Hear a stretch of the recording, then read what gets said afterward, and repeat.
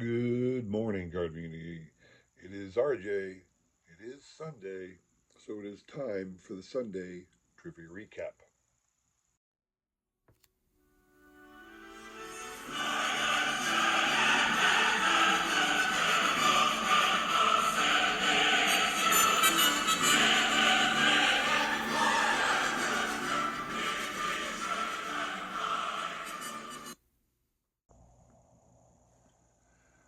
All right.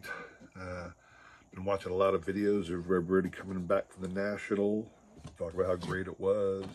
Talked about the National uh, hangover, letdown, whatever, and then complaining about it and looking forward to next year already. So it was quite a week. Hope you all had a great week.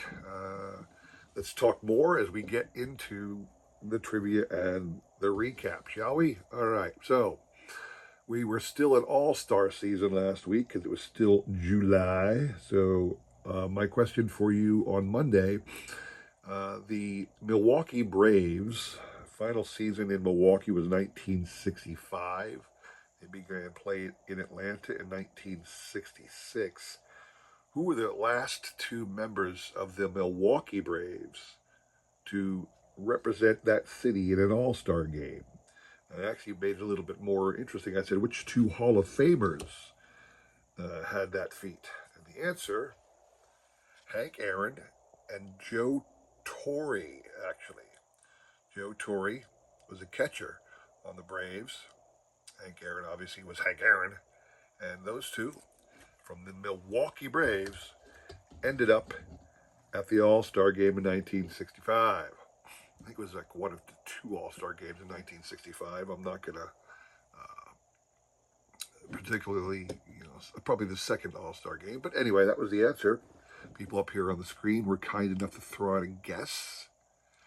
Shout outs to Sticks G for coming back to the fold. I haven't seen Sticks in a while, but Sticks is a great member of the card community. Everybody knows Sticks G, and he was kind enough to come back, throw out a guess to us. What you playing for on this one? Two members of the Detroit Tigers, Hank Greenberg and Heine Manush, again from the 2003 Topps Gallery Hall of Fame edition. So we shuffled. We'll shuffle again just for fun and spin. You must hit 3 times on my channel to win. I do that only because so few people enter. Gives everybody else more of a chance to win, so it won't take too long. Plus, I don't never like that one and done. It's always a letdown to me if you're one and done. So doing it 3 times makes it more interesting. And I got the time because there's not a lot of people on the list. So here we go. Good luck. I got the upcoming week. I spent a lot of time doing Facebook Marketplace deals this past week and this weekend, actually. Got a lot of cool stuff to show off. Hope you can stop by and see that. Thinking about a couple new projects on the PSA set registry. I'm rethinking some of my collecting goals as the years wear on. I think we all do that. But no, I definitely want to show off some of the cool things I picked up off Facebook Marketplace. Not full sets in one case. Well, no, not a full set from anybody, but a box of cards worth ripping through. And another, what do I want to say? A couple partial sets of a big, impressive little, what do I want to say? Something that a lot of people like to collect. And I was able to pick up several of those items. So, a little foreshadowing till what's happening next week. I need to scroll down here, see where we are. I was tell people before, I've been doing this for quite a while now, and one of the things that has never happened to me, never, and I've been waiting for it to happen, but it has not yet, is to have everybody on the wheel get 2 hits, such that the last spin has to be a winner. That's never happened. Which, it's not hard to believe it would never happen because Um, there's so many names. Sometimes, 14, 15 names sometimes. So it's not hard to believe. Is that 3 for Kelly and Jordan? Let's look. It might be 3 for the Kelly and Jordan squad. Nope, still 2. I've had every name clicked at least once before, but never have I had it where every name had 2 hits, and then the last spin was going to be the winner. So BC, I don't think that's 3 for BC. Now I almost got everybody clicked once here now, almost. I don't think that's 3 for Tommy. Nope, still 2 for Tommy. So yeah, but it'd be really, I think it'd be really cool to try and see. Pastor Ken, I think that might be 3 for you. Yep. All right. So where are we? Here we go. 3 hits for Pastor Ken. Pastor Ken, you'll be getting these 2 awesome Detroit Tiger cards. I can't recall where Pastor Ken is from at the moment, but I'm sure he'll love the card, whether or not he's a Tigers fan. Second question. Moving on to Wednesday. Interestingly, there are 13 entrants into this one. Wednesday, I only had 9, and Friday gets even worse. People were falling off left and right for some reason. Anyway, Wednesday I asked this question. In the first All-Star game was played in 1933 in an American League city. Every year since, they have alternated American League and National League host stadium. Keep it fair. And the National League did win occasionally, but the American League did dominate in the early years. But it took a long time for the National League to achieve a victory in an American League park. So between 1930 and what year did the National League finally win? The answer was 1950. It even says down here at the bottom of this particular card, a homer in the 14th gives the National League the first win in an American League park. And this card is actually a sticker card from the 1981 Fleer. All right. So the answer to your question was 1950.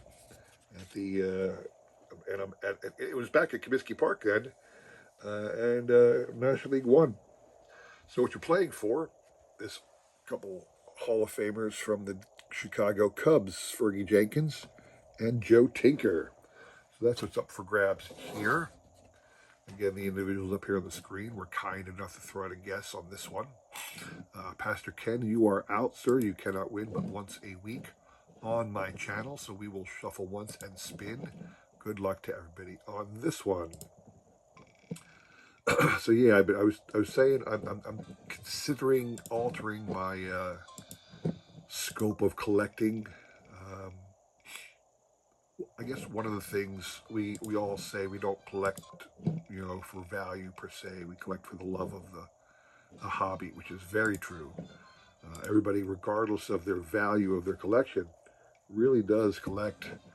Mostly, they buy cards and they highlight cards because they love the cards. Now, when those cards happen to have a little bit of value, so much the better.